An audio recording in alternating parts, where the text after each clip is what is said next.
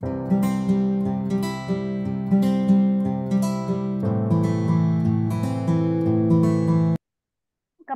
para speaker kita untuk memberikan tanggapan atau memberikan paparan ini ke Prof. Herlina, Bu Ika atau Bu Nidia dahulu? Bu Ika, Bu Ika. Bu Ika, oke. Ya, baik kepada Ibu Dr. Ika Lestari MSI, dipersilahkan. Terima kasih Bu Us untuk kesempatan yang diberikan Bapak dan Ibu. Siang ini kita akan melakukan penyamaan persepsi untuk penelitian dan pengembangan. Eh, Mungkin disclaimer dulu ya, kayak produk aja gitu disclaimer.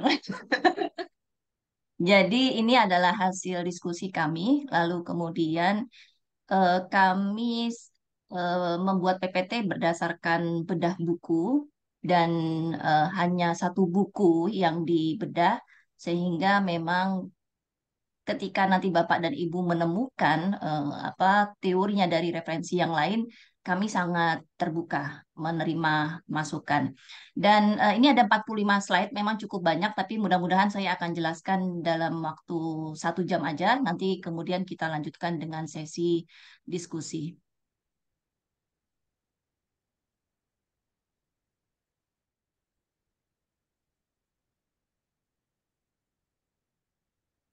Secara harfiahnya tentunya R&D itu adalah untuk mengembangkan dan memvalidasi produk pendidikan itu sesuai dengan apa yang disampaikan oleh Bob Engel di tahun 1983. Dan jika kita lihat produknya itu kalau terkadang mahasiswa suka menanyakan ya apakah produknya baru ataukah produknya pengembangan dari yang sudah ada. Kalau di dalam bukunya Rita Ricci dan Klein itu mengatakan bahwa produk pendidikan yang dibuat atau produk pembelajaran yang dibuat itu tidak harus produk yang baru. Bisa saja dia mengembangkan dari apa yang sudah ada. Tetapi di dalam melakukan penelitian pengembangan, kita ada kriteria untuk produknya, yaitu effectiveness-nya, quality-nya, dan similar standards-nya. Nanti akan kita jelaskan apa maksud dari kata efektivitas ini. Nah, saya mengutip atau kami mengutip dari bukunya Ricci dan Klein serta Alias itu adalah jurnal internasional bereputasi mengatakan bahwa kriteria kualitas untuk produk penelitian di R&D itu ada 3. Ada validitas, ada praktikalitas, ada efektivitas. Meskipun nanti di bukunya Martin Tesmer kriteria kualitas produknya jauh lebih banyak, ada 5, Ricci ada 3, tetapi ketiga ini sudah tercakup nanti di dalam 5 kriteria produk yang disampaikan oleh Martin Tesmer. Apa saja itu? Jadi produk pendidikan atau produk pembelajaran itu dikatakan dia validitas apabila sudah dilakukan tahapan analisis kebutuhan untuk menentukan spesifikasi produk ya. Lalu kemudian adanya uji coba untuk menyusun prototipe produk, adanya wawancara atau data kuesioner atau data tes yang digunakan, lalu memastikan adanya netralitas dari uji coba yang dilakukan oleh peneliti, artinya bahwa kita tidak bisa memasukkan unsur subjektivitas di dalam penelitian pengembangan karena subjek penelitian yang ada di dalam R&D itu adalah siswa dengan expert. Lalu berikutnya lagi validitas melatih guru dalam penggunaan produk yang tepat. Nah, cenderung mahasiswa bimbingan yang melakukan penelitian dan pengembangan itu tidak memasukkan unsur keterampilan guru di dalam apa menggunakan si produk pembelajarannya. Tapi kalau karena tetap sekali lagi ya karena ini adalah mahasiswa S1 biasanya juga saya merasa tidak ada persoalan gitu kecuali kalau kita bicara untuk pasca ya tentunya unsur guru itu wajib dimasukkan ke dalam uji coba. Nah, lalu kemudian produk juga sudah diperbaiki berdasarkan atas hasil uji coba. Nah, apa itu praktikalitas? Apa praktikalitas itu mau melihat apakah produk itu berjalan sebagaimana yang diinginkan oleh si pengembang, oleh si perancang. Di dalam buku Martin Tesmer mengatakan bahwa yang menjalankan produk itu sebetulnya bukanlah si pengembangnya, bukanlah si desainernya. Karena kalau si desainernya atau pengembangnya yang menjalankan produk itu di dalam kelas, dikhawatirkannya hasil evaluasi formatif atau hasil perbaikan terhadap produk itu tidak bisa kita peroleh dari si guru. Tapi seperti yang tadi disampaikan oleh Bu Iva ya, dalam penelitian kuantitatif, siapa yang melakukan treatment, apakah iya gurunya bersedia atau tidak gitu, membelajarkan si media ini kepada siswanya, itu barangkali nanti akan menjadi bahan diskusi kita lanjutan. Nah, yang kedua, apakah pengguna benar-benar menggunakan produk? Jangan sampai produk pembelajaran yang kita gunakan itu hanya sekedar pemenuhan untuk penelitian saja, ya. Kita tidak memberikan sampel, ya. Kita nggak pernah nanya ke mahasiswa apakah produk-produknya itu diberikan kepada sekolah atau tidak, karena itu sebetulnya semestinya atau idealnya produk yang sudah dihasilkan itu diberikan ke sekolah, karena kita berangkat dari kasuistik yang ada di sekolah. Lalu ketiga, produknya menarik atau tidak untuk siswanya. Dan apakah produk itu memberikan kesempatan untuk interaksi guru dan anak secara bermakna. Nah, praktikalitas ini atau pertanyaan-pertanyaan yang ada di dalam praktikalitas ini bisa kita sisipkan di dalam pertanyaan yang terdapat di one-to-one, small group, maupun di dalam field test. Nah, yang ketiga, efektivitas. Efektivitas atau efektif di dalam R&D, di dalam buku Martin Tesman tidak dijelaskan proses eksperimennya. Ya, jadi dia menganggap bahwa efektivitas yang ada di dalam R&D itu hanya untuk membantu perbaikan produk pembelajaran itu sehingga dia siap untuk digunakan di dalam evaluasi sumatif.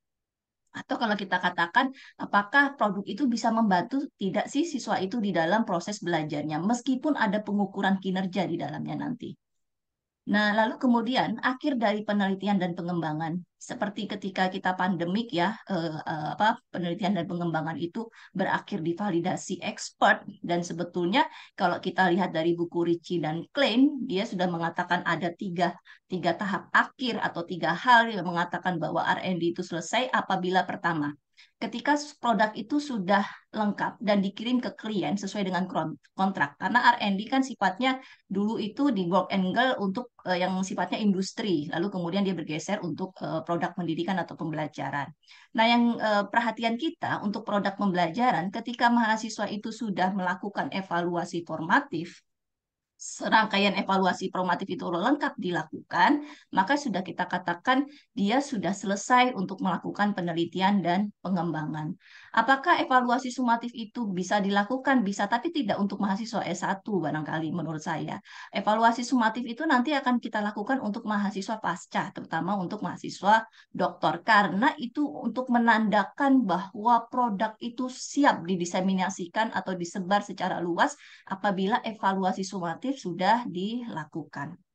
Lalu ini adalah bukunya dari Martin Tesmer tahun 93 dan tahun 2013. Sebetulnya saya ingin sekali Bu Gusti mencetak ini, hanya saja karena saya membelinya e-book itu tidak bisa saya share linknya tertanam di dalam Google Playbook saya, jadi akhirnya nggak bisa saya berikan kepada mahasiswa. Nah, evaluasi formatif itu adalah rangkaian yang ada di dalam penelitian pengembangan apapun modelnya, ya seperti tadi disampaikan oleh Bu Us, ada ADI atau kemudian ada ASUR, pasti dia akan melewati evaluasi formatif. Medianya boleh berbeda, produk pembelajaran yang dikembangkannya boleh berbeda, tapi tahapan evaluasi formatifnya akan selalu sama. Nah, dikatakan oleh Martin Tesmer, evaluasi formatif itu penilaian untuk mengukur kekuatan dan kelemahan pada produk pembelajaran di setiap tahapan penelitian pengembangan yang tujuannya adalah merevisi. Jadi merevisi itu perlu kita garis bawahi karena memang tujuannya merevisi. Tapi untuk meningkatkan efektivitas dan daya tariknya, iya. Hanya saja efektivitas itu tidak dilakukan di dalam evaluasi formatif. Efektivitas itu hanya dilakukan di dalam evaluasi sumatif. Asumsinya menurut Tesmer, ketika evaluasi formatif itu produknya sudah diperbaiki, dimulai dari expert sampai pada field test, diharapkan ketika evaluasi sumatif tidak akan ada lagi temuan bahwa ternyata produk itu tidak efektif dapat meningkatkan suatu kinerja. Nah, itu yang berusaha dihindari di dalam penelitian pengembangan. Evaluasi formatif juga dikatakan Texmer itu bukanlah kegiatan untuk membuktikan atau memvalidasi efektivitas produk pembelajaran. Jadi produk itu masih akan terus bisa berubah, masih akan diperbaiki sesuai dengan temuan yang ada di lapangan, sesuai dari kinerja siswa dan pendapat yang dikemukakan oleh ahli. Tetap kita akan mengukur kinerja siswa, tapi mengukur kinerja siswa itu bukan dalam arti efektivitas seperti dievaluasi sumatif, tidak, tetapi kita mau mengidentifikasi kinerja di bagian mana yang semua siswa itu sudah lolos melalui produk pembelajaran, kinerja di bagian mana yang masih perlu direvisi lagi oleh siswa, dan di kinerja mana siswa seluruhnya tidak bisa menguasai kompetensi itu. Yang diperbaiki produk pembelajarannya, meskipun ada data hasil kinerjanya.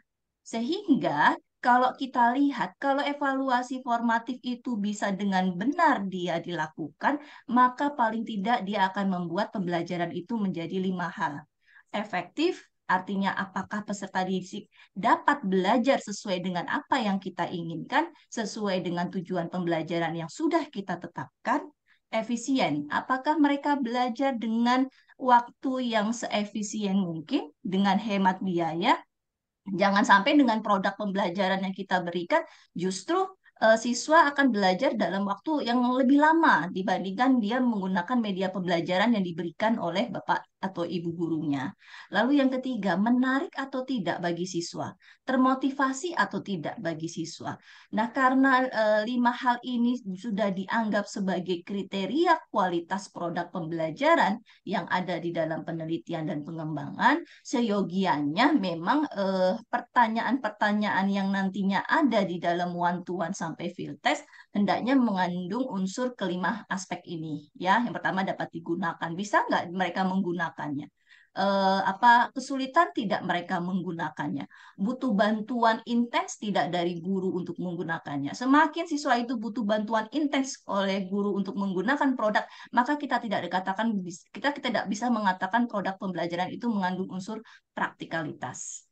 Lalu yang terakhir adalah dapat diterima atau tidak oleh oleh siswa dan guru. Nah, kita lihat sekarang jenis pembelajaran yang dievaluasi. Pembelajaran yang dievaluasi kan tentunya tidak hanya media, tapi ada model pembelajaran, ya.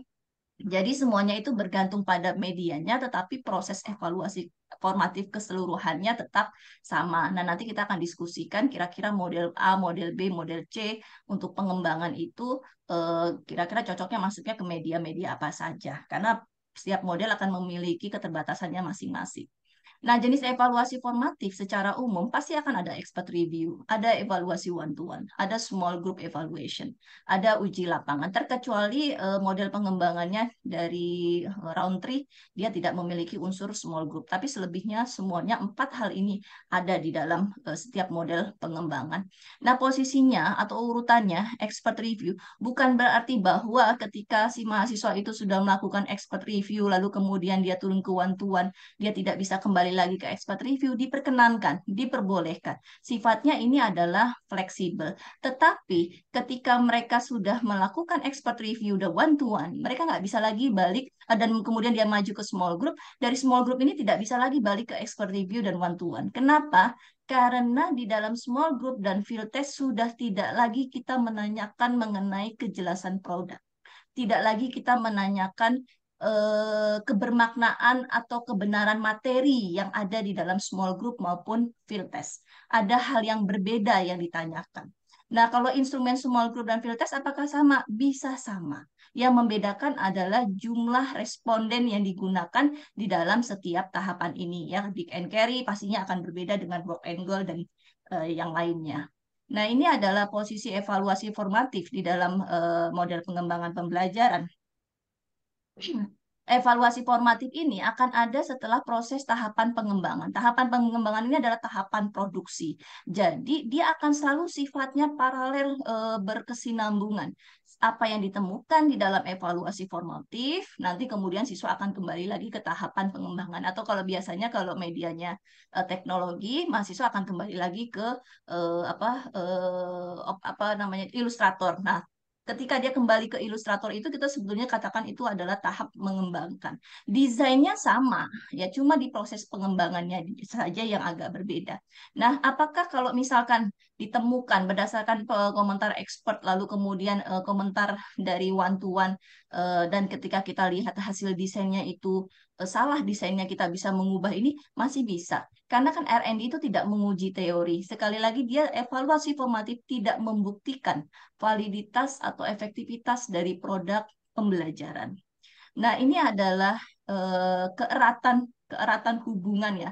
Kalau kalau dalam tahapan expert review, produknya itu versinya masih sangat kasar. Begitu juga di dalam tahapan one to one. Semakin mengarah ke kanan atau di dalam tahapan small group dan di dalam tahapan field test, versi produknya itu sudah semakin halus karena dia sudah melalui dua tahapan ini. Lalu kemudian juga kalau high interaction itu artinya apa? Artinya si pengembang atau perancang itu dia akan berdekatan dengan intens dengan expert review serta dengan siswa dibandingkan ketika small group dan field test. Karena tentu small group itu sudah dalam situasi nyata dunia real ketika di mana produk itu nantinya akan dilakukan ya, atau akan diterapkan. Kemudian, kalau di dalam expert review dan one to one, dia akan membahas mengenai konten. Dia akan membahas mengenai kejelasan. Kejelasan tujuan, kejelasan materi, kebenaran materi, keteknisan atau kepraktisan masalah media, itu semuanya adanya di dalam bagian ini. Tetapi ketika kita bergeser ke tahapan small group dan di dalam tahapan field test, itu sudah tidak lagi ditanyakan kepada siswanya apakah materinya benar atau tidak, ya. Tetapi yang dilihat adalah kegunaannya atau ketergunaannya di dalam siswa, di dalam kelas. Ya, kalau andai kata produk pembelajarannya bukan untuk belajar mandiri. Dan juga dilihatnya dari kinerjanya. Nah, oleh karena itu, maka Tesmer mengatakan evaluasi formatif itu belum tentu ilmiah. Kenapa belum tentu ilmiah? Karena nggak ada penelitian eksperimental di dalamnya. Keputusan revisi yang diterima oleh para pengembang, oleh para perancang, itu didasarkan pada data yang diperoleh ketika mencoba pembelajaran itu dengan peserta didik dan juga ketika bertanya kepada si expert. Nah, tapi hati-hati juga kalau misalkan kita temukan, biasanya kalau ada expert ya, lalu kemudian mahasiswa tanya, Bu, kok expert A dengan expert B ini jawabannya agak berbeda. Kalau jawabannya agak berbeda, lihat lagi teorinya. Jangan-jangan teorinya yang agak kurang tepat itu digunakan. Tetapi sekali lagi subjektivitas ya, namanya juga anak-anak ya pengguna. Karena dia yang menggunakan, tentu kita harus mendengarkan apa saran dan komentar mereka sehingga sifatnya terkadang tidak terlalu ilmiah, tidak seilmiah kalau penelitian kuantitatif ya. Dan itu juga bergantung pada pengalaman. Makanya kenapa kalau expert review itu biasanya adalah orang-orang tertentu ya yang memiliki pengalaman dalam bidang yang sama, lalu guru juga bisa menjadi expert review tapi dipastikan bahwa memang bidang ilmunya sama dengan topik penelitian kita, lalu kemudian juga dia sudah bertahun-tahun di dalam mengajar, nah itu bisa kita jadikan expert review. Nah, karena itu evaluasi formatif sangat sedikit evaluasi formatif yang melakukan metode eksperimental yang dikontrol dengan hati-hati. Seperti pemilihan subjek yang acak atau kelompok kontrol itu tidak ada di dalam evaluasi formatif. Oleh karena itu, maka evaluasi formatif itu tidak berusaha untuk mengeneralisasi temuannya di luar lingkup penelitian pengembangan. Makanya kan kenapa kalau kalau di dalam apa kalau nggak salah Brock Engel apa ya pasti ada evaluasi sumatif, Dick and Carey ada evaluasi sumatif karena sebuah produk itu akan benar-benar efektif ya, kita katakan efektivitas produk itu kalau sudah melalui tahapan evaluasi sumatif. Ini ada, kita lanjut aja. Nah, ini keputusan penilaian dalam evaluasi sumatif itu sebetulnya kita mau menjawab dua pertanyaan. Yang pertama, tugas beratnya adalah memilih subjek untuk evaluasi formatifnya. Dan yang kedua, memutuskan apa dan bagaimana merevisi pembelajaran. Sehingga dalam setiap tahapan pelaporan kan pasti selalu ada merevisi produk pembelajaran. Nah, oleh karena itu, kalau kita lihat sekarang di evaluasi sumatif, tujuannya berbeda. Evaluasi formatif lebih pada merevisi produk, sedangkan kalau evaluasi sumatif ingin komparatif, ingin membandingkan apakah pembelajaran ataukah model pembelajaran ataukah media pembelajaran yang dikembangkan itu lebih baik daripada media pembelajaran yang lainnya. Lalu kemudian makanya kita katakan bahwa kalau sumatif ingin membuktikan, sedangkan kalau formatif ingin berusaha meningkatkan atau memperbaiki kualitas produk pembelajaran itu dengan cara melakukan revisi di setiap tahap perkembangannya. Nah, ini adalah hal-hal yang ditanyakan kepada expert review, tapi biasanya ini akan sangat bergantung kepada teori ya, teori yang digunakan, lalu kemudian teori apa yang dikembangkan. Nah, lalu kemudian ini adalah contoh instrumen untuk expert review, meskipun kita bisa menggunakan jenis instrumen yang berbeda-beda. Ini adalah hal-hal yang juga ditanyakan, biasanya akan ditanyakan kejelasan ya, lalu kemudian aspek teknis, lalu kemudian direvisi, lalu lingkungan konten. Nah, pertanyaannya sekarang berapa jumlah expert review? Biasanya kalau mahasiswa kita kan menggunakan 3 expert ya, aspek materi, aspek media, lalu satu lagi biasanya aspek bahasa. Itu diperbolehkan oleh Martin Tesmer ya. Apakah boleh satu orang? Satu orang juga boleh, tapi jarang sekali ada pakar satu orang itu bisa menguasai 3 bidang, nggak mungkin rasa-rasanya. Jadi, tapi bisa kan kita satu bidang itu misalkan untuk ahli materi, kita gunakan dua reviewer, bisa juga gitu. Jadi si Martin Tesman itu tidak membatasi bahwa kamu harus sekian. Lalu juga Martin Tesman tidak mengatakan bahwa ini loh yang kamu butuhkan expert di bidang ini, enggak, itu semua semua bergantung kepada produk pembelajaran yang mau dibuat. Dan ketika produk pembelajaran yang mau dibuat sudah ditentukan kriteria evaluasinya dan kriteria evaluasinya ternyata apa namanya tidak bisa hanya ditanyakan kepada satu evaluator, ya gunakan evaluatornya yang cukup banyak. Nah, ini ada 5 hal ya. Dan biasanya kalau mahasiswa kita itu hanya pada melihat ke kemampuan. Padahal sebetulnya di dalam one-to-one evaluation ada 5 hal atau 5 karakteristik siswa dia kenapa jadi one-to-one. Yang pertama pengetahuannya. Kita harus tahu dulu pengetahuan awal atau prasyarat knowledge untuk materi yang mau kita berikan kepada siswa. Termasuk juga pengetahuan dia dalam bidang teknologi apabila produk pembelajarannya itu bersifat teknologi. Oleh karena itu, terkadang Bapak dan Ibu, biasanya kalau mahasiswa bimbingan saya, pasti akan ada pretest. Pretestnya itu saya letakkan di dalam analisis kebutuhan. Itu ada ada alasannya, ada reasoningnya. Kenapa pretest itu saya berikan di dalam tahapan analisis kebutuhan? Hal itu dikarenakan saya mau ketika mahasiswa itu melakukan one-to-one, mereka tahu siapa saja yang memiliki nilai yang bagus ya untuk materi yang mau kita ajarkan, siapa yang memiliki nilai tengah untuk materi yang sudah diajarkan, dan siapa yang memiliki nilai bawah. Ya, itu gunanya sebetulnya untuk menjawab hal ini. Tetapi kalau kita berlihat pada buku Martin Tesmer, dia meletakkan yang namanya pretest itu adanya di small group ya, tidak ada di dalam analisis kebutuhan. Jadi agak-agak berbeda, nanti kita sepakati saja hal itu. Lalu untuk kemampuan, memang kalau untuk one to one dia laju belajarnya atau kecepatan belajarnya baik, sedang dan rendah itu wajib dimiliki. Dan yang ketiga itu adalah ketertarikan anak itu untuk mata pelajaran yang mau dikembangkan ya. Tapi jarang sekali biasanya mahasiswa kita melihatnya itu pada ketertarikannya, lalu pada personalitinya, ataupun pada representatif siswanya. Jumlahnya itu akan sangat bergantung kepada teori apa yang digunakan. Kalau di Dick and Carey kalau tidak salah itu 1 sampai 3 orang atau 1 sampai 5 orang ya.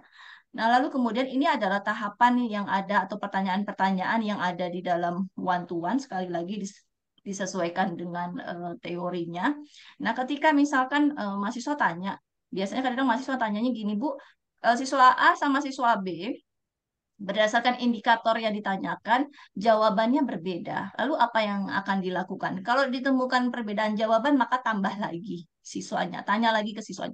Tapi sebaiknya siswa yang ditanya lainnya adalah siswa yang memiliki laju belajar atau kecepatan belajar yang rendah. Jangan cari laju belajarnya yang baik, karena khawatirnya mungkin saja memang produk pembelajarannya itu sulit dipahami oleh siswa. Nah, kita sekarang masuk ke dalam small group evaluation. Small group evaluation itu memang untuk sekelompok siswa dan dia diberikan atau dilakukan setelah expert review dan one-to-one evaluation. Jadi ketika expert review-nya sudah beres, one-to-one evaluation juga beres, sudah tidak ada lagi persoalan di dua tahapan awal itu, maka kita baru bisa bergeser ke SGE, saya singkatnya. Nah, SGE itu berfokus pada kinerja, learners performance, untuk mengkonfirmasi hasil revisi produk sebelumnya sehingga menghasilkan revisi produk lainnya.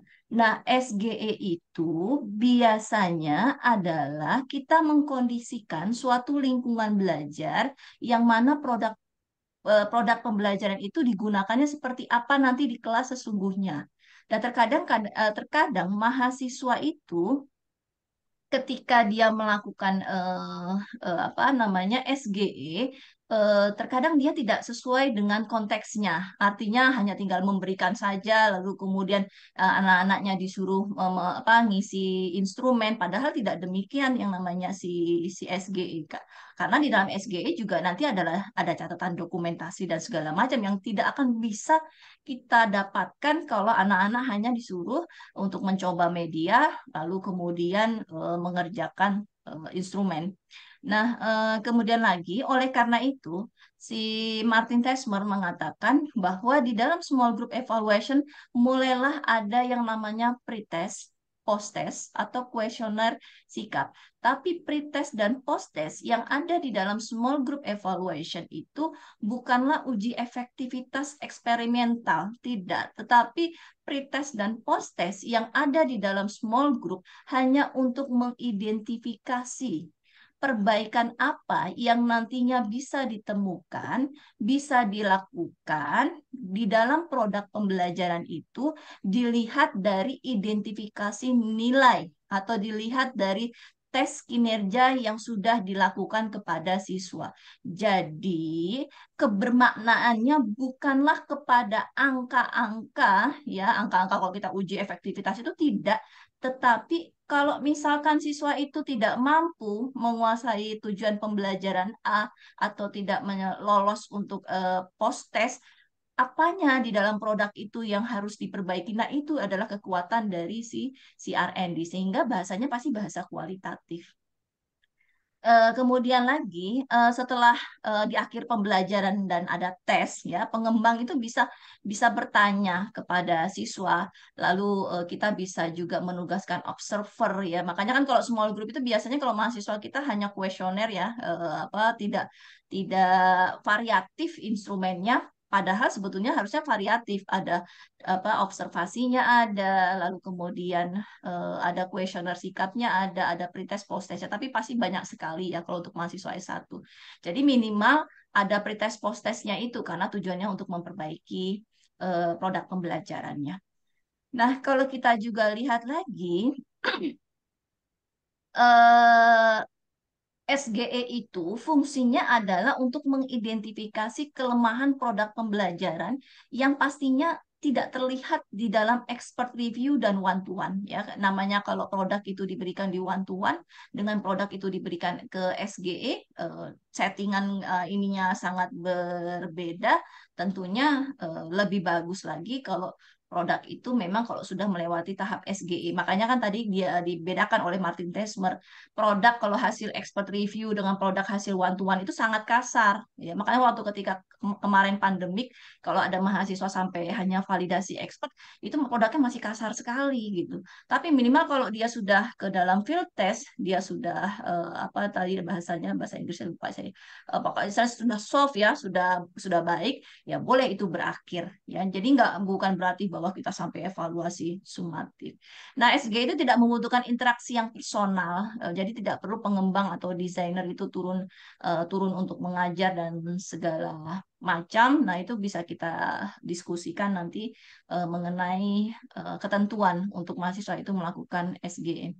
Nah, informasi yang diperoleh yang pertama efektif untuk mengidentifikasi sebetulnya, mengidentifikasi tujuan pembelajaran mana yang tidak dikuasai, tujuan mana yang sudah dikuasai, dan kira-kira kegagalannya itu terletaknya pada apa? Apakah pada medianya atau kepada pengetahuan teknologi yang dimilikinya, kalau produknya teknologi, atau kepada materinya yang terlalu jauh. Misalkan dia semester 1 baru.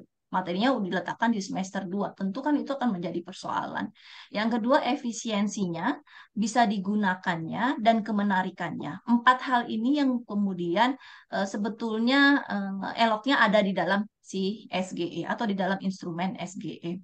Nah, ini adalah hal-hal yang dilakukan di dalam small group evaluation bagi seorang pengembang, yaitu mempersiapkan evaluasinya, ada pengumpulan datanya, ada mereview data, dan melakukan revisi. Hanya ini saja sebetulnya tugasnya. Dan ini adalah instrumennya, instrumen yang ada di dalam small group evaluation. Bukan berarti bahwa semuanya itu kita lakukan, tidak, tapi minimal ada pretest dan post-testnya. Kenapa saya bilang bahwa ada pretest dan post-test? Karena fokus utama SGE ada target skill apa yang mau dikembangkan. Makanya kadang-kadang kalau ada mahasiswa yang datang dengan penelitian pengembangan hanya misal pengembangan media pembelajaran A dalam pembelajaran IPA, saya cenderung agak kurang seret. Kenapa? Karena ada target skill yang diminta di dalam small group evaluation.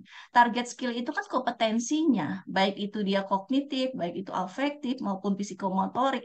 Kalau dia tidak ada target skill yang ingin dicapai oleh siswa ketika melakukan penelitian pengembangan, nanti SGE-nya menjadi hampa, ya. Jadi hanya sifatnya kelayakan untuk produk saja, tapi tidak ada apa ya namanya kesimpulan, tidak ada masalah yang diatasi sehingga produk itu lahir gitu. Jadi nanti bisa kita bicarakan terkait mengenai hal ini. Nah, kalau kita lihat target skill dalam SG itu dia mengarah kepada keterampilan dan informasi yang akan dipelajari siswa itu dalam pembelajaran. Apakah fokusnya yang mau diperbaiki itu pada hasil belajarkah? Apakah pada keterampilan berpikir kritiskah? Atau kepada penanaman sikap toleransi? Itu semuanya harus ada karena itu menjadi dasar basic ketika mau mengembangkan sebuah produk pembelajaran. Nah, ketika kita sudah menentukan target skill apa yang mau diperbaiki, nah kita menentukan pretestnya dan post-testnya. Ketika siswa itu memperoleh tidak lulus di dalam pretest post-test, maka yang kita perbaiki adalah produk pembelajarannya.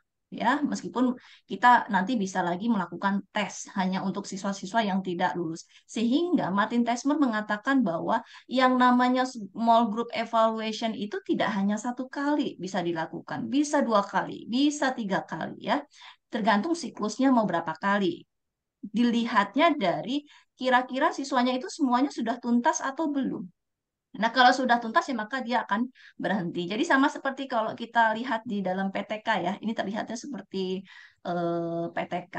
Nah, ini adalah pembelajaran efektif. Makna pembelajaran efektif dalam small group evaluation itu dilihat apakah siswa sudah lulus post-test dan pengukuran kinerjanya. Kalau gagal, dicari penyebab kegagalannya dan apa perbaikannya terhadap produk pembelajaran itu. Kita nggak akan bisa merevisi produk pembelajaran kalau tidak mengukur kinerja. Ya.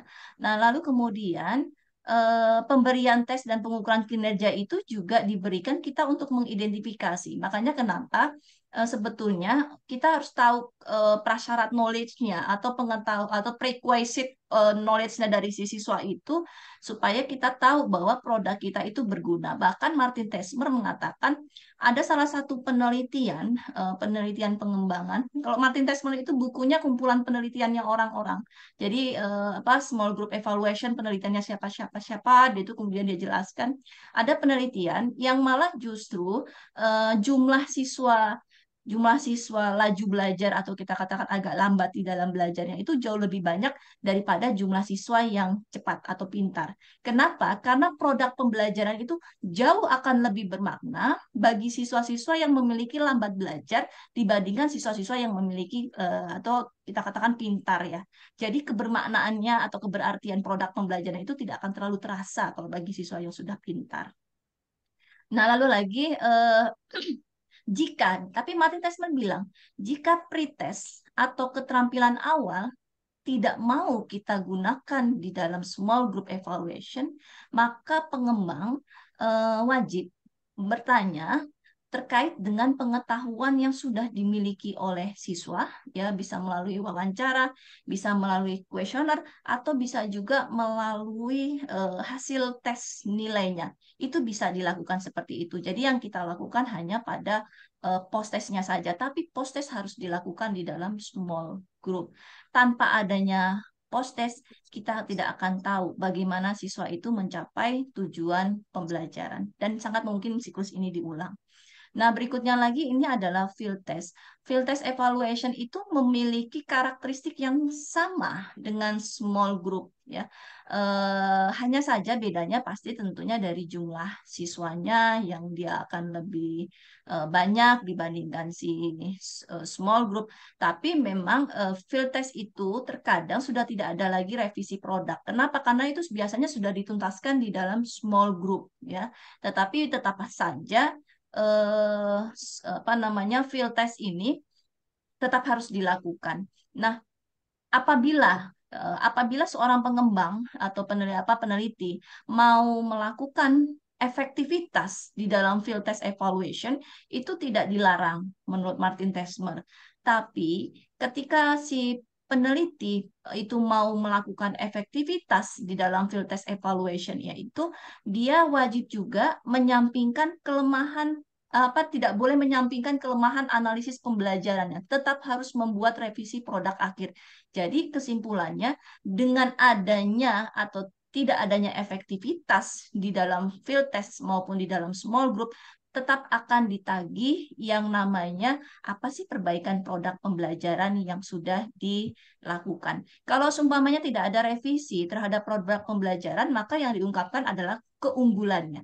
Keunggulan produk pembelajaran ini sudah mampu membuat siswa mencapai tujuan pembelajaran dikarenakan bla bla bla bla bla bla. Itu yang lebih dilihat. Nah, kita lihat terakhir adalah tujuan utama dari FTE itu adalah menentukan apakah pembelajaran benar-benar bekerja atau produk pembelajaran itu benar-benar bekerja dalam situasi pembelajaran yang memang kita inginkan. Ya, dengan pengguna yang memang secara khusus kita tuju ya dalam suatu lingkungan belajar. Makanya kalau saya lihat berdasarkan dari apa statement-statement ini terlihat sekali bahwa penelitian pengembangan itu sifatnya kasuistik. Belum tentu medianya itu atau belum tentu produk pembelajarannya itu bisa digunakan di tempat lain. Terkadang hanya bisa dilakukan di tempat yang memang kita teliti. Nah, ini ada beberapa panduan ya di dalam melakukan FTE, saya menyingkatnya. Yang pertama, kita harus lihat apakah produk ini dapat diimplementasikan. Dapat diimplementasikan artinya produk pembelajaran itu atau model pembelajaran itu bisa digunakan dalam kondisi yang sudah kita setting, artinya yang sudah kita tetapkan bahwa mestinya seperti ini loh gitu ya. Atau kalau biasanya kan kalau mahasiswa kita menggunakan media pembelajaran berbasis apa gitu ya. Atau kita misalkan hanya menggunakan media pembelajaran saja, kita ada panduan gurunya ya, panduan guru, panduan siswa ketika menggunakan itu maksudnya adalah lingkungan belajar yang di setting. Apakah dibutuhkan pelatihan khusus untuk guru dan siswa untuk menggunakan produk atau menerapkan model? Apabila ketika kita mengembangkan model pembelajaran atau mengembangkan produk pembelajaran dan ternyata dibutuhkan pelatihan khusus bagi guru dan siswa, maka sebetulnya produk itu tidak terlalu baik ya, artinya sulit untuk dipelajari oleh siswa dan guru. Nah, pembelajarannya bisa dipertahankan nggak?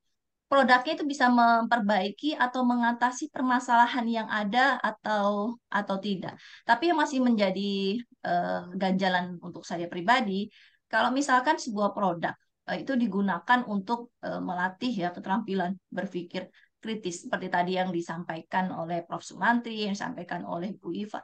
Apa iya sih dengan satu kali tes gitu siswanya itu akan bisa bisa berubah atau tidak? Nah, itu yang masih agak cukup mengganjal dalam penelitian pengembangan ini. Nah, yang ketiga adalah keefektifan pembelajaran. Siswanya sudah menguasai tujuan pembelajarannya atau belum yang ditetapkan.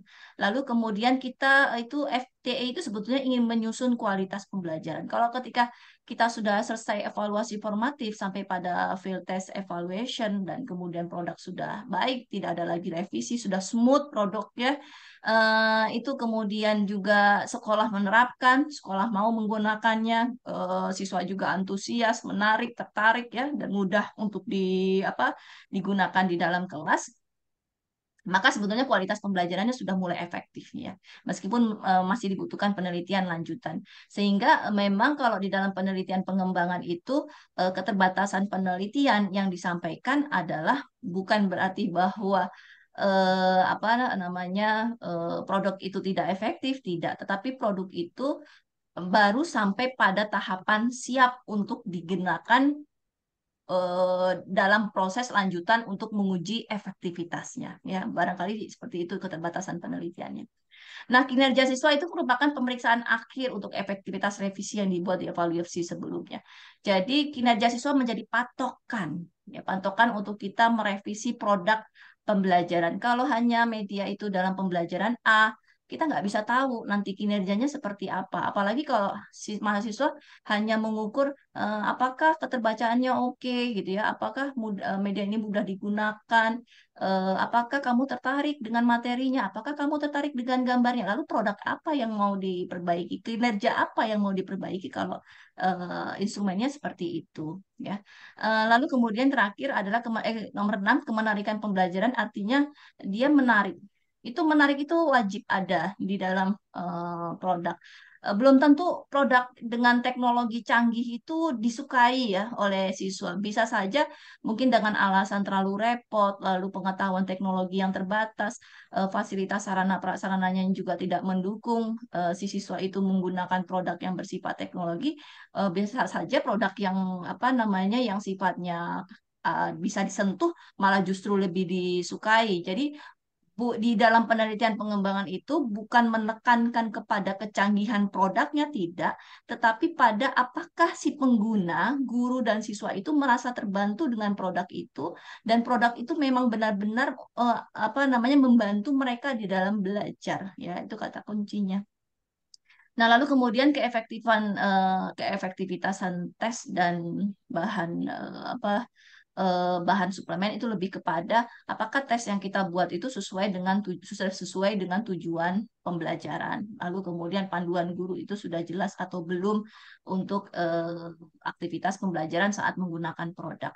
Nah, ketika produk pembelajarannya itu sifatnya modul dan modul itu digunakan untuk belajar mandiri, pertanyaannya apakah si SGE, Small Group Evaluation atau si Field Test Evaluation-nya itu dia harus di dalam kelas? Jawabannya tidak. Jadi tidak selalu yang namanya small group dan field test itu dalam situasi kelas. Itu sangat bergantung pada produknya sekali lagi. Kalau modulnya itu untuk keperluan mandiri, maka siswanya mencobanya di rumah, tapi sudah diberikan panduan instrumennya gitu ya. Sudah ada instrumennya, nanti siswa itu mengisi. Jadi sangat bergantung ya. Kalau modulnya untuk mandiri ya gunakan secara mandiri. Kalau modulnya itu kalau produknya itu untuk pembelajaran berbasis lab atau di dalam laboratorium komputer, bawa siswa itu ke laboratorium komputer. Jadi seperti bagaimana produk itu dilakukan, itu yang wajib ada di dalam small group dan di dalam field test. Nah, data dalam field test itu kita akan menanyakan tentang waktu belajarnya seperti apa, lalu kemudian kinerja siswanya, lalu kemenarikan dan penerimaannya terhadap pembelajaran tadi sudah saya sampaikan ya. Lalu perilaku siswa dan gurunya, mereka itu sulit atau tidak sih? Kenapa ada observasi di dalam small group dan di dalam field test? Karena memang mau mencatat. Kalau siswanya bertanya ke pengembangnya, ini gimana ya caranya ini kok nggak bisa, atau gurunya bertanya kok gimana cara apa namanya memahami panduan ini. Nah, ketika guru itu bertanya dan ketika siswa itu bertanya, itu sebetulnya sudah dalam rangkaian perbaikan produk pembelajaran. Jadi tidak hanya tidak hanya si guru dan siswa atau siswanya mengisi instrumen saja, tidak. Tetapi ketika mereka menggunakannya dan mereka mengalami kesulitan, itu sudah kita katakan sebagai revisi produk. Lalu kita lihat jam waktunya. Kalau misalkan biasanya guru itu atau siswanya juga menggunakan produk pembelajaran 2 jam pelajaran itu sudah selesai, ternyata dari produk pembelajaran mahasiswa dia bisa 3 jam, 4 jam. Ya, berarti dia nggak efisien, ya, tidak memenuhi syarat kriteria kualitas produk pembelajaran. Nah, kira-kira demikian Bapak dan Ibu pengantar singkat dari saya. Mohon maaf kalau terlalu cepat, mudah-mudahan bisa dipahami karena sudah 1 jam. Saya kembalikan ke Bu Uswah. Terima kasih Bu Us. Iya. Baik, terima kasih banyak kepada Ibu Dr. Ika Lestari, MSI. Baik, Bapak Ibu, langsung saja kepada sesi diskusi. Bu Mungkin dari Uus, Bapak. Bu Oh, Uus, saya boleh iya, Bun. menambahkan Bu Oh, Uus? boleh, boleh, boleh, boleh. Mangga. Boleh ya? Iya, silakan kepada Ibu Boleh Dokter. menambahkan sedikit ya Bu Uus ya. Ada beberapa hal yang menjadi catatan saya dari pelaksanaan R&D yang dilaksanakan pada Prodi PGSD selama ini ya. Mungkin nanti Bu Prof Herlina dengan Bu Ika bisa menambahkan juga di sini dan para ibu bapak yang lain. Kalau saya salah di sini, yaitu pada lemahnya need analisis yang dilakukan oleh mahasiswa kita. Seperti yang kita ketahui bersama bahwa semua R&D itu berangkat dari adanya need analysis atau analisa kebutuhan. Itu ada di dalam bukunya Survey of Instructional Design Model dari Robert Marie Branch dan Tanya Dose. Di situ dinyatakan bahwa semua R&D, semua model R&D itu berangkat dari need analysis atau analisa kebutuhan.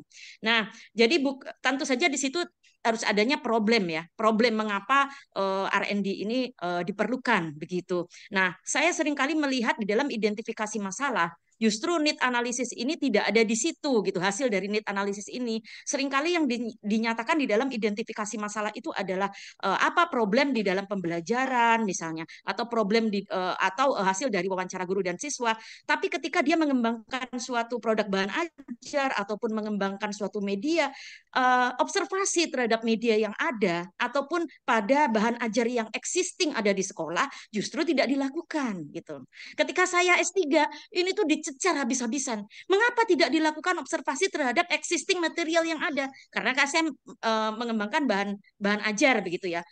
Sebenarnya untuk pendukung yang lain seperti interview, kemudian kita mengobservasi pembelajaran itu juga dilakukan. Namun satu hal yang harus dilakukan yang utama itu adalah mengobservasi kelemahan dan kelebihan dari bahan ajar yang ada, existing yang ada. Kalau mau mengembangkan media ya media yang ada, LKPD ya LKPD yang ada. Itu yang jarang dilakukan.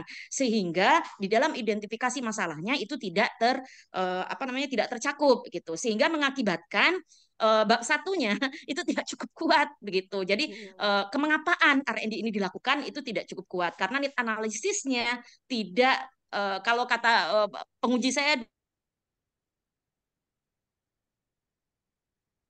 dulu Pak Prof Joko itu tidak komprehensif gitu. Yang kedua adalah pada model yang dipakai. Nah, ini tadi Bu Us menyatakan, kenapa sih kok hanya pakai model ADI saja? Nah, ini juga ilmu yang saya dapatkan dari Prof Emzir dan Prof Joko, mengapa kita memilih suatu model R&D itu bukan karena kita senang atau memang model itu yang kita pahami gitu kan ya.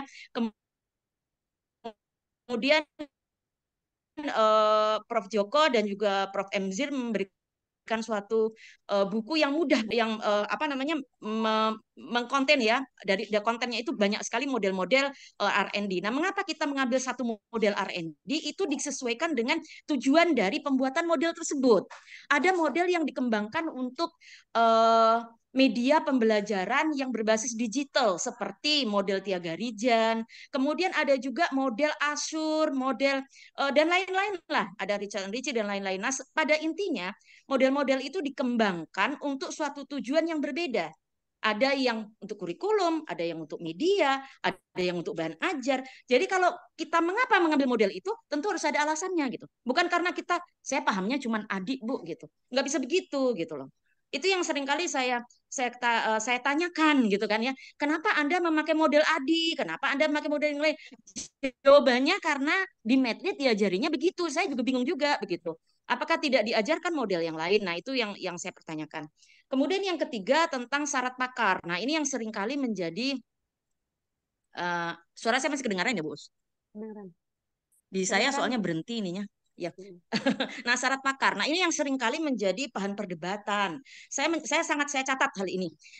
Ketika guru sekolah dasar dijadikan pakar, yang saya aja deh Bu Usia, jangan mata pelajaran lain lah. Ketika guru sekolah dasar dijadikan pakar sebagai pakar bahasa Inggris. Nah, itu yang ilmu saya aja deh gitu ya.